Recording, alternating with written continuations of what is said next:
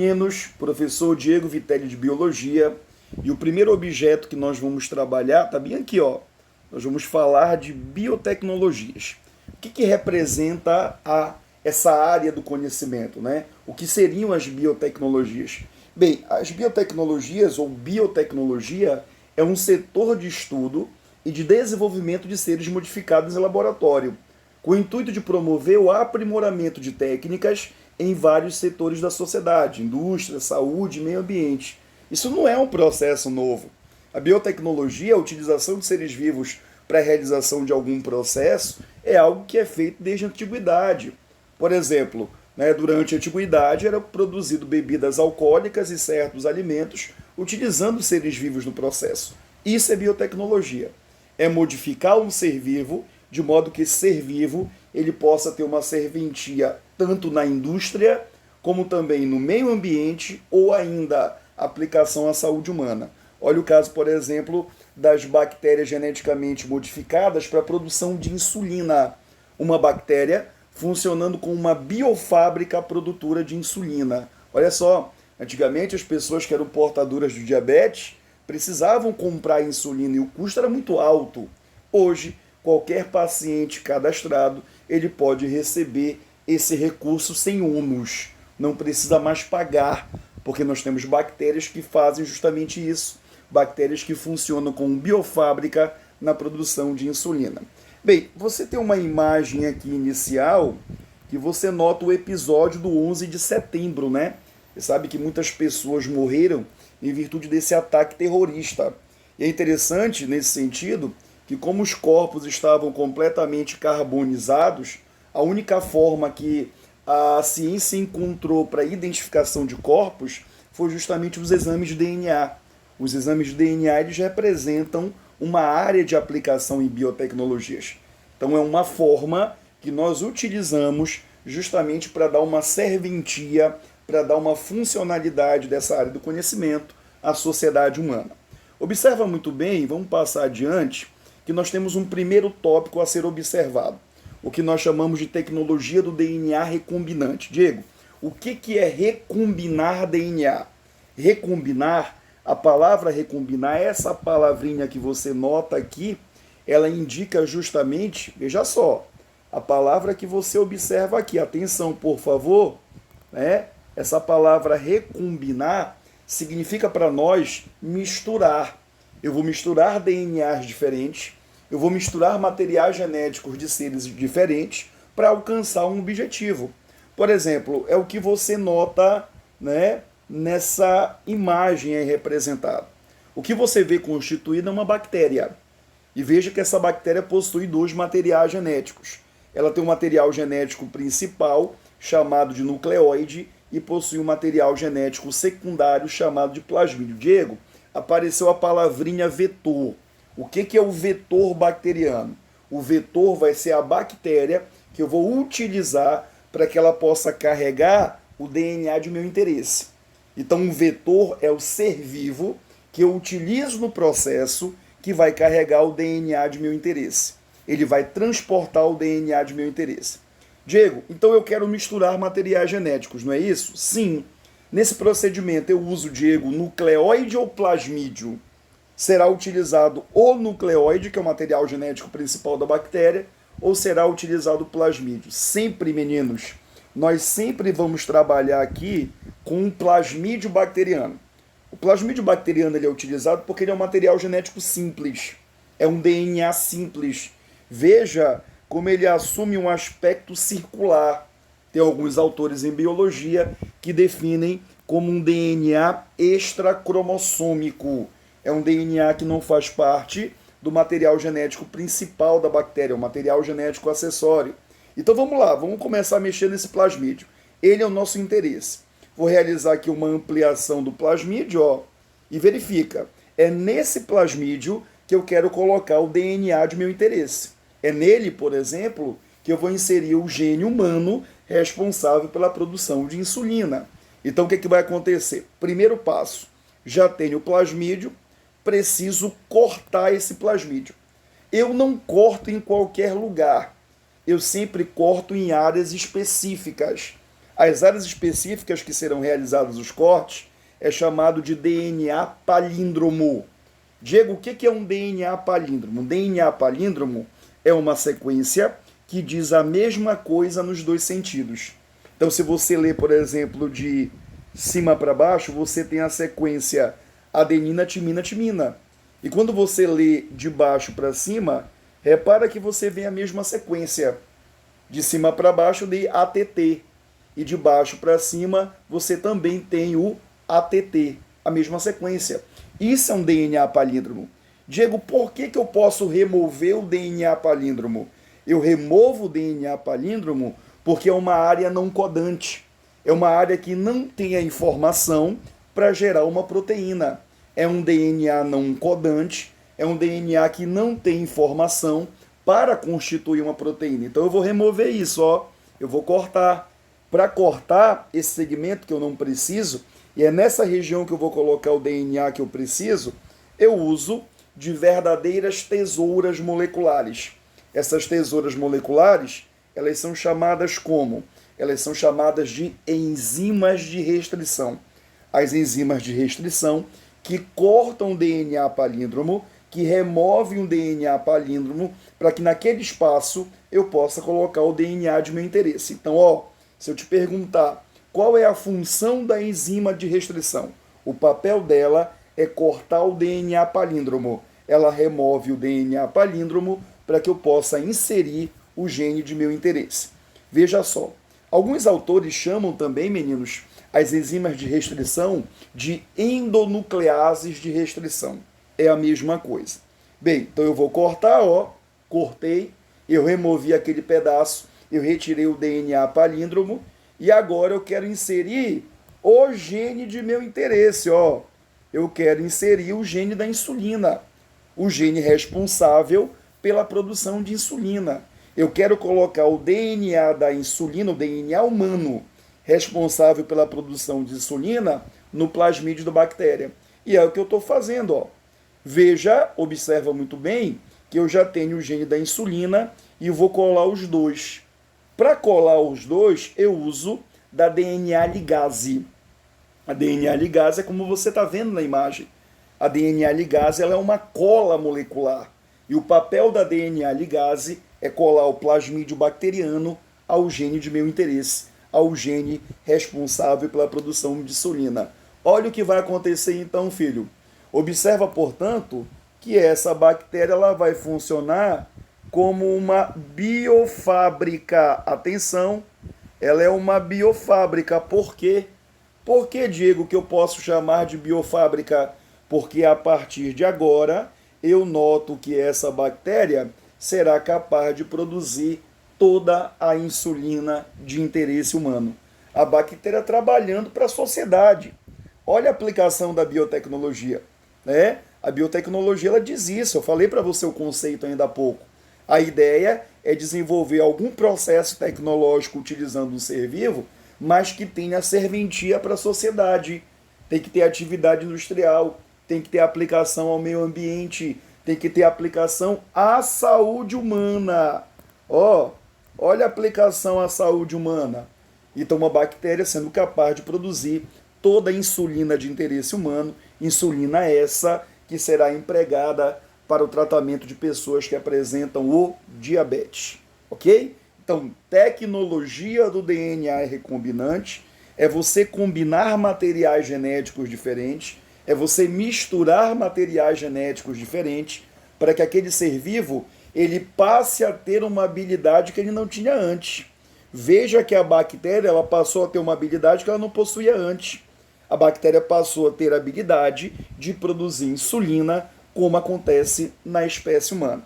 Diego, como é que uma bactéria, um ser vivo tão simples, pertencente ao reino Monera, o primeiro reino que surgiu, consegue manifestar o DNA humano, consegue manifestar o gene humano responsável pela produção de insulina, já que o homem, né, pertence ao reino animal, o último reino que surgiu, né? Então são reinos completamente distantes. Mesmo assim, a bactéria ela é capaz de manifestar, um DNA de um reino que é completamente diferente do seu. Filhão, a resposta a isso já foi cobrada em provas do Enem. Atenção, a resposta a isso é ancestralidade comum. Num passado evolutivo, as bactérias apresentaram um mesmo ancestral que os animais. Por isso que há, apesar de serem materiais genéticos tão diferentes, há um material genético primitivo que aproxima os dois. E é por conta desse ancestral que formou o indivíduo que pertence ao reino Monera, assim como formou também os indivíduos que pertencem ao reino animal, uma bactéria ela é capaz de manifestar um gene humano. Beleza? Então, isso é tecnologia do DNA recombinante. Não esqueça. Quais foram os ingredientes que eu utilizei nesse processo? Vetor bacteriano, é a bactéria que vai carregar o gene de meu interesse. Usei o plasmídio. O plasmídio é um material genético acessório da bactéria que vai receber o meu gene de interesse. Observa que eu usei também as tesouras moleculares, as enzimas de restrição, que cortam o DNA em áreas de palíndromo. E para colar o DNA humano ao DNA bacteriano, veja que eu utilizei a DNA ligase. Então, tomar cuidado que esses ingredientes que eu citei para você, que eu descrevi para você, são cobrados em itens, aparecem em questões. Fundamentalmente em provas do Enem, porque é um objeto, é um assunto que o Enem gosta de cobrar. Então, aqueles que já têm, todo o interesse em fazer essa prova, de passar no vestibular, tomar cuidado com esse assunto que nós estamos iniciando, tá? Biotecnologias. Bem, na sequência, eu tenho aqui alguns procedimentos de produção de transgênicos, Veja que eu começo esse tópico com os resultados da engenharia genética. A engenharia genética é justamente o campo da ciência que desenvolve as tecnologias que tornam tudo possível, todos os experimentos biotecnológicos possíveis. Quais são os resultados da engenharia genética? O primeiro resultado que eu percebo é a produção de seres transgênicos. Diego, o que é um ser vivo transgênico? Às vezes vamos ao supermercado e observamos lá nos supermercados que tem um setor que é voltado apenas a alimentos transgênicos. Se talvez você possui um cachorro em casa, que é alimentado com ração, você vai notar na embalagem a presença de um T dentro de um triângulo amarelo. Isso é um transgênico. Diego, o que é um transgênico? Um transgênico é justamente o que aconteceu com aquela bactéria que nós conversamos ainda há pouco. O transgênico é um ser vivo que recebe o DNA de um outro indivíduo. É um ser vivo capaz de receber o DNA de um outro indivíduo. E esse DNA de uma outra espécie permite que esse animal transgênico ele tenha uma habilidade que ele não tinha antes. Quando ele recebe esse DNA de uma outra espécie, que é chamado de DNA exógeno, DNA exógeno é o DNA de uma outra espécie, ele passa a ter habilidades que ele não tinha antes. Olha esse caso que eu estou colocando para você. Veja, observa o procedimento. Observa que no processo eu estou utilizando também o plasmídio bacteriano. Veja ainda que eu estou trabalhando com o DNA do vagalume. O DNA que permite o vagalume brilhar. Ter o que nós chamamos em biologia de bioiluminescência. Ele produzir luz. Veja que eu estou inserindo o DNA bacteriano, que é o meu vetor, é o transportador do DNA do vagalume. Veja que eu estou colando o DNA do plasmídio bacteriano ao DNA do vagalume. Olha o DNA do vagalume. Repara como o plasmídio bacteriano, esse pedaço aqui, ele vai transportar o DNA do vagalume, que é o meu gene de interesse. Observa que esse DNA recombinado, esse DNA misturado, a soma do DNA do vagalume mais o DNA bacteriano, está sendo inserido no núcleo de uma célula vegetal. E veja, observa muito bem que aqui essa planta é o tabaco. Veja que quando esse tabaco se desenvolve, olha aqui o tabaco, a imagem dele. Observa que essa planta do tabaco, ela tem o mesmo poder do vagalume. Ela passou a ter uma habilidade que antes só o vagalume exibia. Ela passou a ter bioiluminescência. Olha como essa planta foi capaz de brilhar como vagalume. Essa planta é uma planta transgênica. É uma planta transgênica porque passou a ter uma habilidade que antes ela não exibia. A partir do momento que eu coloquei o DNA do vagalume nela, ela passou a exibir a mesma propriedade do vagalume em brilhar. Então é um ser vivo transgênico. Observe esse outro caso aqui, meninos. Atenção. Olha os animais transgênicos aí. Veja o que está acontecendo. Observa muito bem esse esquema para que você possa entender legal. Bem, aqui eu tenho um processo de fecundação. Você tem aqui o gameta masculino. Observa muito bem. Eu tenho o gameta masculino do rato, do macho, e tenho o gameta feminino da fêmea. Eu fiz uma fecundação, eu uni os dois, tá? Vou unir os dois gametas, de modo a produzir um zigoto, uma célula 2N. Todos nós partimos sempre de uma única célula, o zigoto, que se multiplicou milhares e milhares de vezes até nos constituir. Beleza? Então eu tenho o zigoto. Neste zigoto, tá aqui, ó, olha lá. Olha lá, já uni os dois gametas. E agora observa que eu vou injetar o DNA de meu interesse. Olha só, eu estou injetando nessa célula resultante da fecundação o DNA de meu interesse. E o que vai acontecer? Veja que está tudo sendo feito fora. Olha só essa injeção, indicando que o processo está ocorrendo fora dos organismos vivos.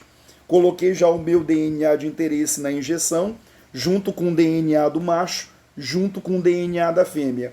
E estou inserindo todos esses materiais genéticos em uma fêmea que vai servir de barriga de aluguel. Ela só vai gestar os filhotes que eu quero produzir. Tá aqui, ó. Depois de todo o período gestacional, olha os filhotes. E veja o que aconteceu. Vamos ler juntos. Filhotes recém-nascidos que podem conter o gene de interesse em seus cromossomos. Então eu peguei o DNA bacteriano e coloquei o gene de interesse. Injetei esse gene de interesse, né, justamente na célula resultante da fecundação.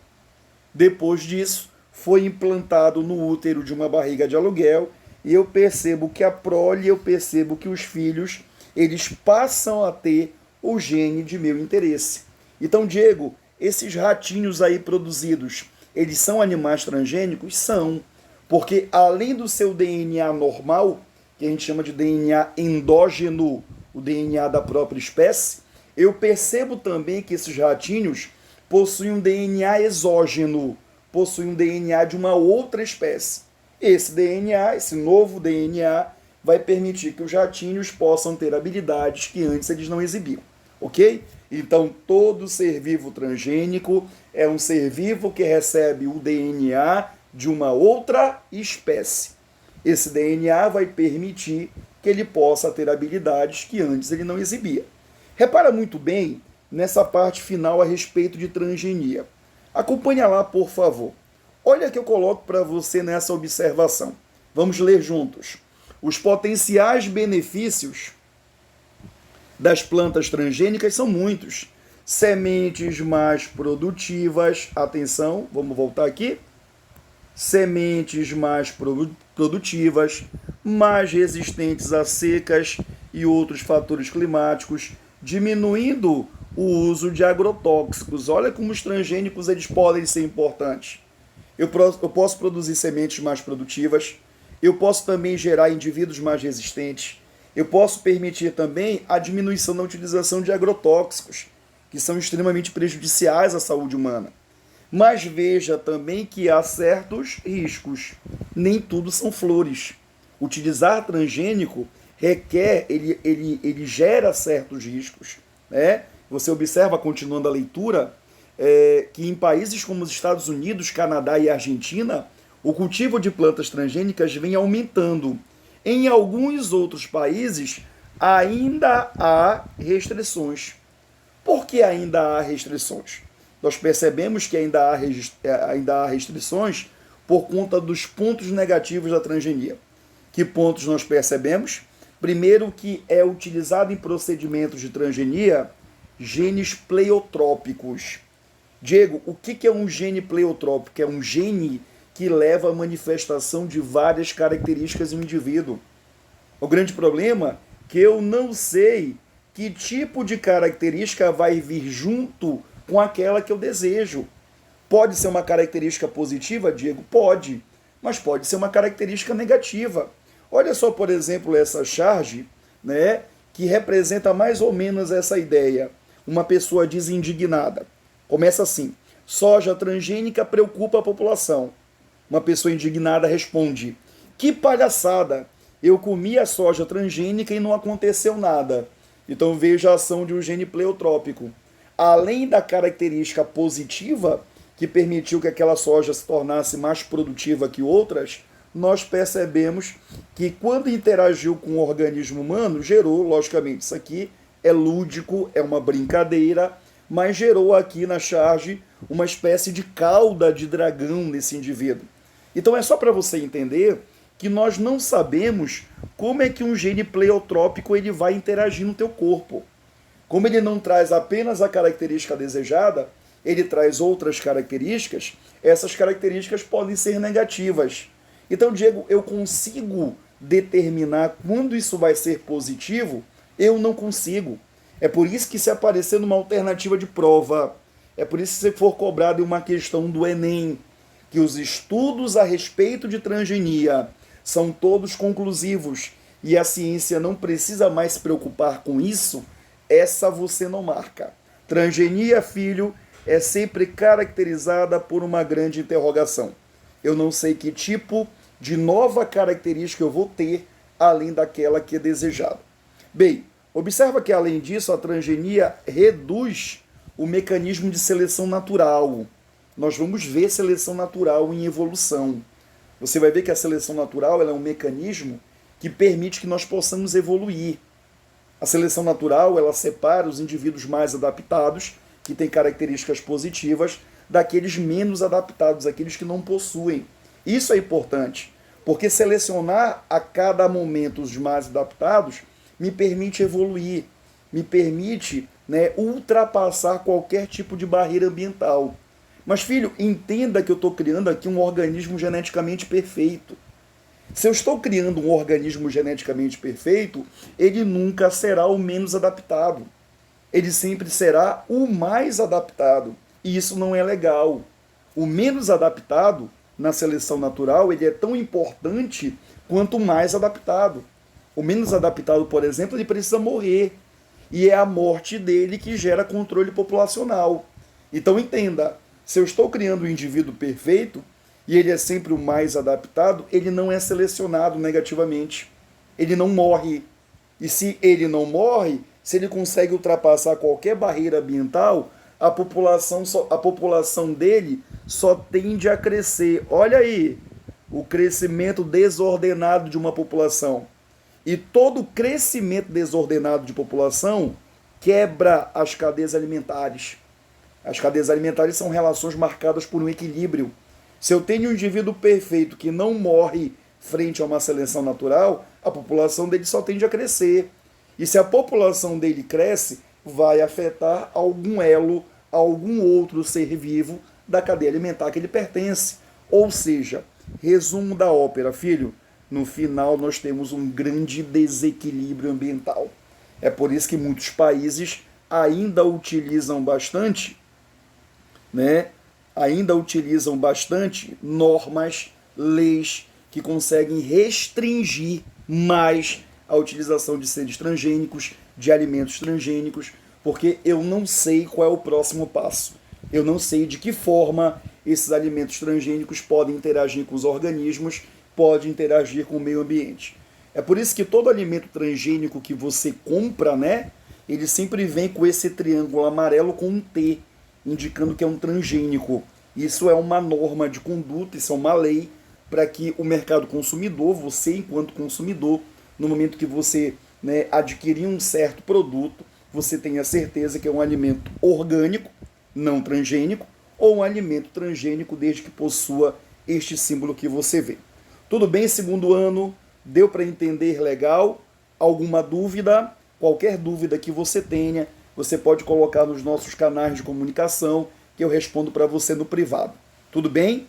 Tranquilo? Então nós vamos parar esse primeiro assunto nessa parte, finalizamos transgênicos, e na próxima aula, na próxima videoaula, nós vamos dar sequência às biotecnologias. Um abraço para todos e fiquem com Deus. Tchau!